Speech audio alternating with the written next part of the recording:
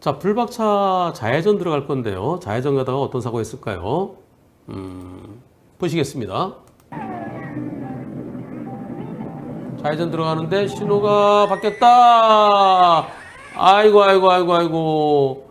신호가 언제 바뀌나요? 이때 바뀌었다. 예.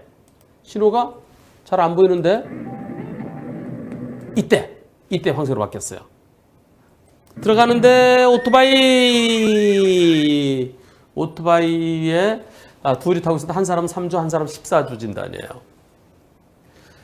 이거 딜레마존 아닌가요? 예. 근데 경찰이나 보험사에서는 쌍방과실이라고 그럽니다. 어떤가요? 불박차 신호위반이다. 아니다. 딜레마존에 해당되어 신호위반 아니다. 투표 시작.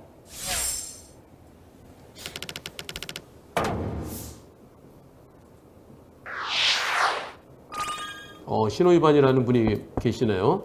두 분이니까 한 분은 보험사, 한 분은 경찰이네요. 세 분이군요. 그럼 어디 검찰까지 집어넣을까요? 세 분은 신호위반이다. 네, 94%는 딜레마존에 대해서 신호위반 아니다. 이거 피할 수 있나요? 멈출 수 있나요? 자, 여기서 가다가 몇 미터 앞에서 저 황색인가요?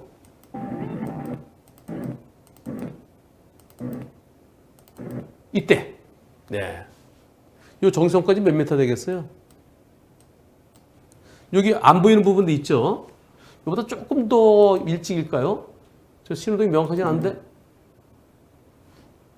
이때인가요? 멈출 수 있나요? 자, 그런데요. 불박차가 이곳 내려온 길이 제한 속도가 40이래요. 40인데, 어이구, 61.51km래요. 시속 40도로에서 61.51로 내려왔습니다. 그럼 속도 위반이죠? 또 경찰은 신호 위반이라고 그러죠? 속도 위반, 신호 위반 두 가지. 3주 진단, 14주 진단. 자, 불박차. 결국은 경찰이 당신 잘못 있어. 두 가지 잘못했어. 검사도 잘못 있어. 재판에 넘겨졌어요. 유죄입니까? 무죄입니까? 투표 시작. 유죄라는 분이 3표. 아까 불박차 잘못 있다. 신호 위반이라고 한 그 세 분인 것 같네요. 불박차 유죄, 불박차 무죄. 무죄가 94%. 이 사건 제가 처음에 질문 올라왔을 때부터 이거는 딜레마존입니다. 속도와 무관합니다. 네, 무죄입니다. 근데 이분이 운전자분이 옛날 거예요.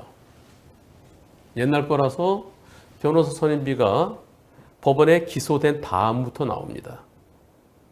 그것도 아주 오래된 거라서 1,000만 원밖에 안 나와요. 혹시 검사가 기소하면 그때 제가 도와드리겠습니다 그랬어요. 그 결과 1심에서 어떤 판결이 선고됐을까요? 여러분들은 무죄가 94%, 유죄가 6%였었는데요. 자, 1심입니다. 1심 어떻게 나왔을까요?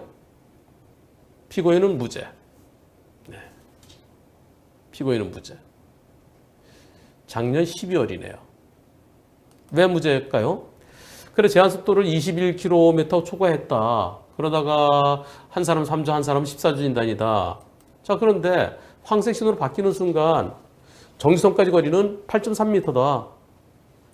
거기서 급제동하면은 한 30 내지 35m를 가게 된다. 또 여기서 그 사고 날 때도 역시 사고 날 때도 황색 신호였다.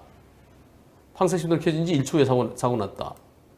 제한속도 40이고 40인데 21.5를 초과한 것은 인정된다. 하지만 과속 때문에 일어난 사고냐? 오토바이가 빨간불에 갑자기 튀어나올 거 예상 못한다. 오토바이를 인정한 시점은 블랙박스에서 보이는 것보다 조금 늦었을 가능성도 있다. 확인되는 시점 기준으로 시속 40으로 갔다 하더라도 40 제한속도를 지켰다 하더라도 정지거리가 15.71부터 19.4m다. 그럼 어떻게 피하느냐? 못 피한다. 그래서 이번 사고는 무죄다라고 1심에서 판결했습니다. 그냥 그대로 끝난 줄 알았는데요. 검사가 항소했어요. 항소심 결과는 어떻게 됐을까요? 투표해볼까요? 안 하겠습니다. 그냥 보여드리겠습니다. 검사의 항소를 기각한다. 딱 1년 걸렸네요.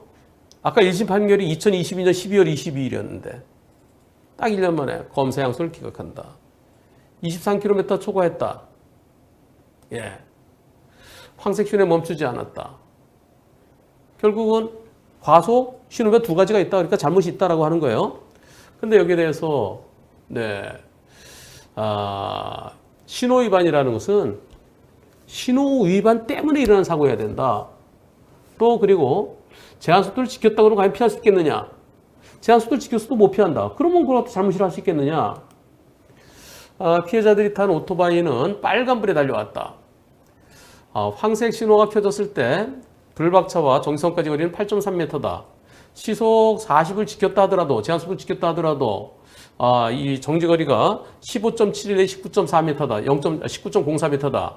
그렇다 그러면 정지선으로부터 7.4 내지 10.74m 더 지난 다음에 멈추게 되는데 그러면 그때는 빨리 빠져나가 줘야 되지 않느냐. 거기 서 있으면 다음 시도 엉망되지 않느냐.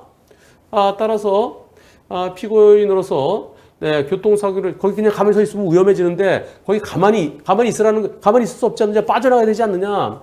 정지선 앞에서 황색 신호로 바뀐 경우 정지선까지 거리가 그러면은 정지선 앞에서 황색 신호로 바뀌었을 때 정지거리가 안 된다. 그때 급제동해야 되느냐? 지금 내가 도저히 멈출 수 없는데도 급제동하란 말이냐?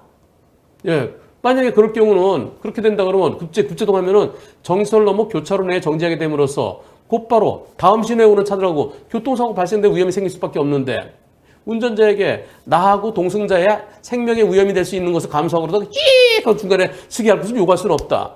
신호기가 설치된 도로에서 운전자에게 교차로에 진입하기 전에 신호가 바뀔 수 있다는 것을 예상하면서 싹 들어갈 때 야 신호 바뀔지도 몰라 그러니까 좌회전 신호가 있었는데 혹시 몰라 천천히 가라는 얘기냐? 그것도 아니다. 그렇다 그러면 이번 사고는 검사의 항소는 이유 없다. 항소 기각. 너무 자연스러운 거 아닙니까? 이런 판결은 많아요. 여러분들은 무조건 과속해서 유죄야 이렇게 생각하시는 분들 계신데요. 우선 이제 딜레마전은 거의 이제 확립되어 가고 있죠. 딜레마전은 확립되어 가고 있습니다. 딜레마전 고르고가 쏘아 올린 자금공. 그 전에 딜레마전 인정 안 하더라고요. 저만 맨날 이건 딜레마전이 어떻게 멈춰? 여기서 멈추면 끽 하면은 정선에 멈출 수가 없어. 정선 지나쳐 한 건데 가만히 서 있으라는 얘기야? 거기서 그 다음에 엉키잖아. 제가 이렇게 얘기한 지가 벌써 3년이 지난 것 같아요. 처음부터 진짜 그런 얘기를 했었죠. 그러다 2020년인가요? 그 무렵에 고르고의 그 딜레마전 무죄 판결이 나오고서 그 이후로 속속들이 계속 나오고 있습니다. 아직도 경찰 조사관들은 황색 신호에 1m 앞에서 황색으로 바뀌더라도 멈췄어야 된다. 그래서 신호 위반이라고 하지만 법원에서는 이렇게 합리적인 판결들이 나옵니다. 판결들이 계속 나오고 있습니다. 1심도 무죄, 항소심도 무죄. 검사가 오늘이 마감이었을 것 같은데 맞나? 22일이니까요. 3, 4, 5, 6, 7, 8, 9 오늘이 마감일인데 대법원에 상고했답니다. 상고심 결과는 어떻게 나올까요? 상고 기각될 겁니다. 근데 이 사건은요. 제가 1심에서 1,000만 원 그 운전자 보험에서 나오는 걸로 이 사건 맡았습니다. 그리고 이게 부천에서 재판했죠 아마? 그리고 항소심은 인천이죠? 왔다 갔다 하는데 멀어요. 항소심은 그냥 1심에서 받은 1,000만 원으로 항소심 그냥 해드렸어요. 대법원도 그냥 해드릴 겁니다. 왜? 이거는 이 사건은 딜레마전 무죄 판결을 만들기 위해서 봐라 이런 게 무죄다라는 것을 이제 하나씩 쌓아가기 위해서 그래서 맡은 사건이기 때문입니다. 대법원 최종 결과 나오면 한 번 더. 근데 대법원에서요 상세하게 좀 써주면 좋은데 대법원에서는 항소심 판단이 맞다 그렇게 한 4줄짜리밖에 안 나와요. 그게 좀 아쉽죠. 그래서 거의 대부분은 항소심 판결이 마지막이라고 생각해야 됩니다. 사고 난 게 언젠가요? 사고가 이게 한 2년 됐나요? 2021년 7월 25일이에요. 그런데 이게 지금 2년 거진 반 가까이 되도록 아직까지 대법원까지 가야 됩니다. 초기 대응 플랜이 필요하죠? 네, 처음부터 경찰 단계부터 이 사건 맡아서 딜레마존에 대한 제가 갖고 있는 많은 판결, 무혐의 결정문 이거 갖다 막 들이밀면서 봐라. 그래서 검찰에서 마무리될 수도 있었을 텐데. 근데 초기 대응이 아니라서 네, 기소될 때까지 그때까지 제 도움을 못 받았죠. 경찰 단계부터의 변호사 선임비가 지원되는 초기 대응 플랜의 중요성을 다시 한번 보여주는 네, 그리고 딜레마존에 대해서 제대로 평가된 멋진 판결이었습니다. 운전자는 물론 일상생활에서의 다양한 보장까지 한 번 해결해주는 한문철의 초기 대응 플랜 지금 소개합니다.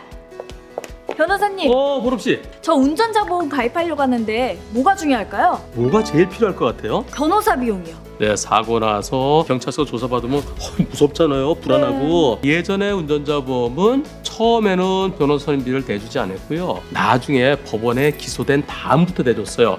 하지만 그 변호사 선임비 언제부터 필요할까요? 처음부터 필요하지 않을까요? 그렇습니다. 한문철의 초기 대응 플랜은 사고 직후 경찰 조사 단계부터 변호사 선임비를 지원해주고요. 그런데 그 변호사 선임비는 우선 내 돈으로 변호사를 선임하고 영수증을 받아서 보험사에 갖다 줘야 돈을 내줘요. 돈이 없으면요? 그렇죠. 그래서 한문철의 초기 대응 플랜은 변호사를 선임한 직후 곧바로 보험사가 선임비의 50%를 특약 실손 범위에서 지원해줍니다. 변호사님, 제 조카가 자전거 타고 가다가 비싼 차를 쭉 긁었거든요. 아이고. 그래서 언니가 수백만 원을 물어주게 생겼어요. 이런 경우는 어떻게 해야 돼요? 그런 경우에도 한문철의 초기 대응 플랜은 우리 애들뿐만 아니라 우리 가족들이 실수로 누군가에게 손해배상해줘야 될 때 특약 실손 범위에서 보장해드립니다. 보름씨, 로드킬 사고 많이 보셨죠? 네. 이럴 때는 어떻게 보상받아요? 한문철의 초기 대응 플랜은 로드킬 사고뿐만 아니라 낙하물 사고에 대해서도 특약으로 보장해드립니다. 정말 운전자를 위한 운전자 보험이 많네요. 운전할 때도 운전 안 할 때도 정말 든든하네요. 그럼요. 저 한문철이 제 이름을 걸고 만들었습니다. 제대로 만들어야죠. 운전자는 물론 일상생활에서의 다양한 보장까지. 한문철의 초기 대응 플랜 1644-0070 1644 0078 보험 체결 전 상품 설명서 및 약관을 읽어보시기 바랍니다.